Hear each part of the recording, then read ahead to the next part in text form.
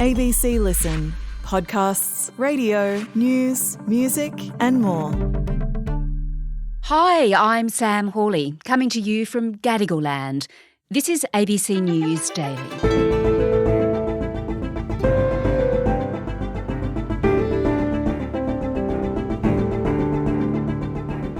The US economy is in such crisis, President Joe Biden had to cancel a trip here next week. He has less than a fortnight before the nation defaults on its debt, meaning the government would essentially run out of money for the first time ever. Today, economist Louise Shaner from the Brookings Institution on how America's fragile political system could drag us all into recession.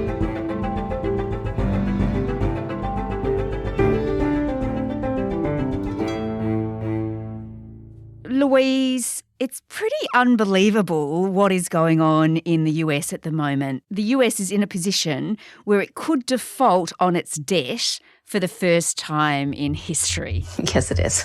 President Biden and Republicans in Congress are deadlocked over whether the government should be allowed to borrow money. Everyone agreed that default would be the worst outcome, a horrible situation for America and America's families. The notion of defaulting on our debt is something that would so badly undermine the U.S. and global economy. So, the thing to remember is that the default, if it happens, it's all about politics, right? It's not an economic issue. It's not that we can't afford to pay our debts. It's nothing about our economy. It's about our politics. And so I think we've known for a while that our politics is getting pretty dysfunctional, but this is a sign that it might be even worse than we thought. The fact that we're all actually pretty worried that this could actually happen. Yeah, gosh. So we're all pretty nervous about it. I bet. So you better step us through this because it's a system we're not that familiar with in Australia. Yes. What is a debt limit? Okay, so let me explain what it is. So a debt limit is a legal limit set by Congress on how much debt the Treasury can issue, how much the federal debt can be. So what's crazy about the debt limit law is that the laws about how much is being spent and what taxes are coming in are also written by Congress. So Congress has written laws that say spending is going to be X, or you're going to have benefits that are based on earnings or whatever. They set the rules for the benefit programs. They set the rules for the tax revenues. We know that with those rules, we need to borrow, and yet there's a debt limit that says you can't borrow. So we have two sets of laws that are at odds with each other. And it's kind of a crazy situation, yet here we are. And when it happens, because it's so important that we borrow, it's used as political leverage. You want us to raise a debt ceiling, then you must do X, Y, or Z. The MAGA extremists in the House have presented America with absolutely terrible choices. They have to threaten this way because they know Americans hate what they're trying to sell. Okay, so sometimes the government needs to lift the debt ceiling because basically it's run out of money to pay for the programs that are already in place. Is that right? Exactly. Like we borrow about 20% of the money that's going to spending. So about 80% from tax revenues, about 20% from borrowing. So we know we need to keep borrowing and our debt is going to keep rising over time unless we change the laws. And so any given debt limit, when we hit it, we're gonna need to keep raising it. Right. Okay. And that's to pay for things like what? Like your armed forces or interest on national debt. It's for sort of things you can't avoid paying for. So to pay for everything, and I think that's the point, which is that it's to pay for things like interest on the national debt, but it's to pay Social Security benefits, public pension benefits, to pay federal employees, to pay for all of our national defense, like everything. It's everything the government spends money on, the federal government. But just explain something for me, Louise, because I can see the US officially hit its debt limit on the 19th of January. Yes. Today is the day the Treasury Department has projected the federal government will reach its legal borrowing limit known as the debt ceiling if Congress... So it was a while back that it ran out of money. So what on earth has it been doing since then? So there are things that are called extraordinary measures that have been used many, many times in the past. And basically what they are is not making certain payments like funding a retirement plan for federal employees. So you just don't, it's kind of like not putting the money into your pension plan or something, right? You temporarily don't put some cash away that you were saving. And then once this debt ceiling is resolved, they will fund it all. So they have some money that they can basically save legally. And that's what they've been doing. And that's what we think is going to run out around June 1st. Okay, so June 1st, that's only a couple of weeks away, so not long at all. No, not long at all. Louise, it doesn't sound like a very stable way of doing things. Why on earth is this system in place at all? What's the sort of history of it? So the history actually is this was put in place around World War I. Before it was put in place, every time Treasury wanted to go borrow, they had to go to Congress to get permission. When World War I happened and borrowing increased, it didn't make sense to have to keep going to Congress. And so basically to lessen the constraints, they're like, okay, borrow whatever you want as long as it doesn't exceed some amount. And we've had this debt limit ever since. Now, I want you to give me a sense of how much money the government is short of, or how much does it need the debt ceiling to increase by? It depends on how long you want it to be before you have the net debt ceiling crisis, right? I mean, if you look at the projections from the Congressional Budget Office, the debt is projected to just keep rising over time. So it's at about 100% of our GDP now, and in 30 years, it's expected to be close to 200. Our debt is larger than our economy. If we do nothing, we will pay more in interest in the next 10 years than we paid in the last 83. Now, we'll probably do something about that in the meantime, but it means that the debt is going to keep rising. So if you just raise the debt ceiling by, $1 trillion, you're going to have to do it again.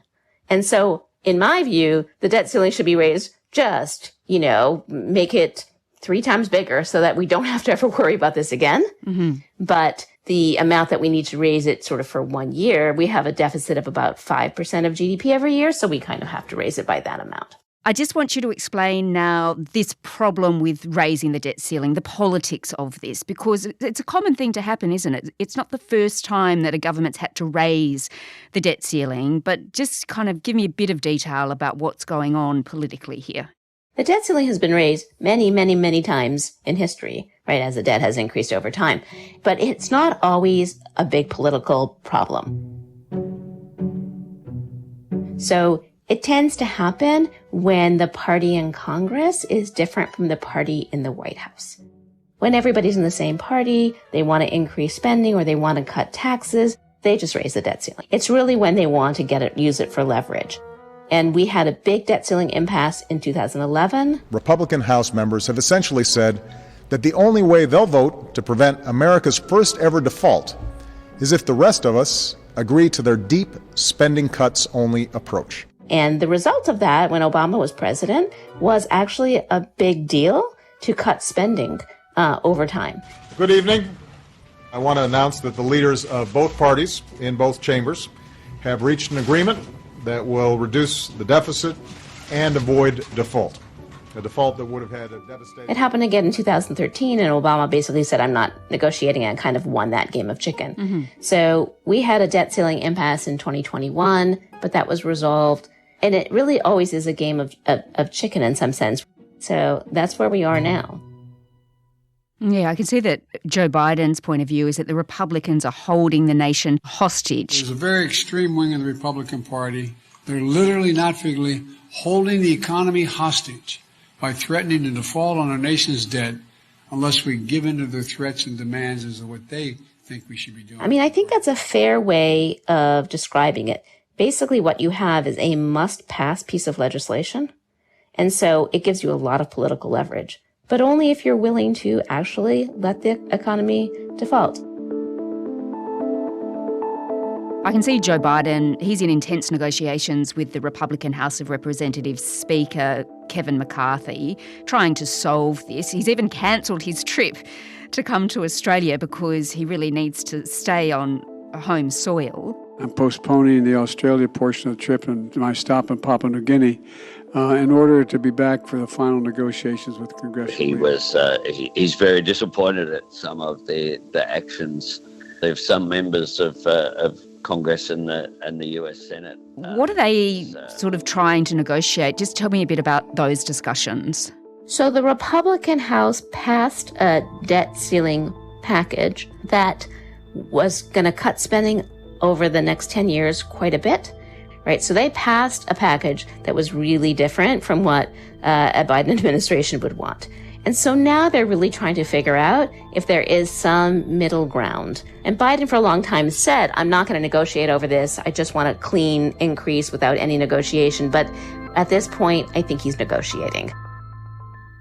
So the question is whether or not they can find some, I think, relatively small changes in spending that will be good enough for the Republican House to pass that the White House and the Democrats can accept. And that's a big question because in the House, in order to become Speaker, McCarthy really sort of promised to be quite radical in a way. And sort of there are people who are sort of on the more extreme right who sort of gave him his speakership. There are still some fractions of the caucus that are having trouble coalescing around this entire bill. So it's a big question. If McCarthy comes up with some compromise that the Democrats can accept, will he be able to get it through the House?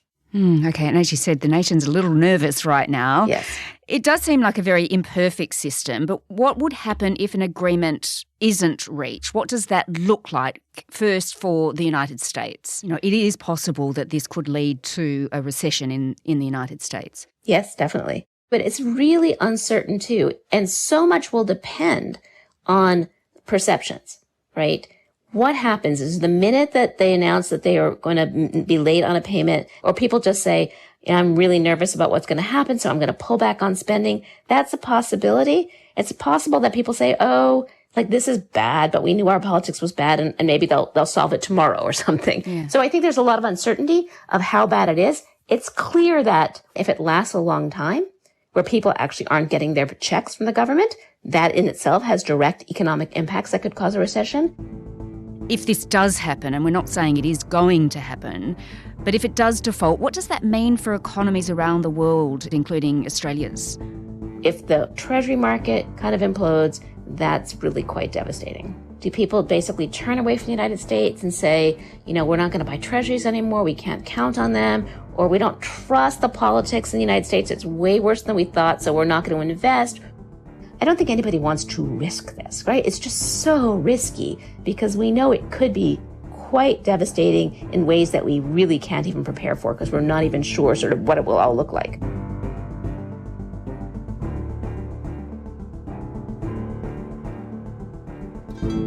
Dr. Louise Shaner is a senior fellow in economic studies and a policy director for the Hutchins Centre on Fiscal and Monetary Policy at the Brookings Institution based in Washington. This episode was produced by Veronica Aphap, Flint Duxfield and Sam Dunn, who also did the mix. Our supervising producer is Stephen Smiley.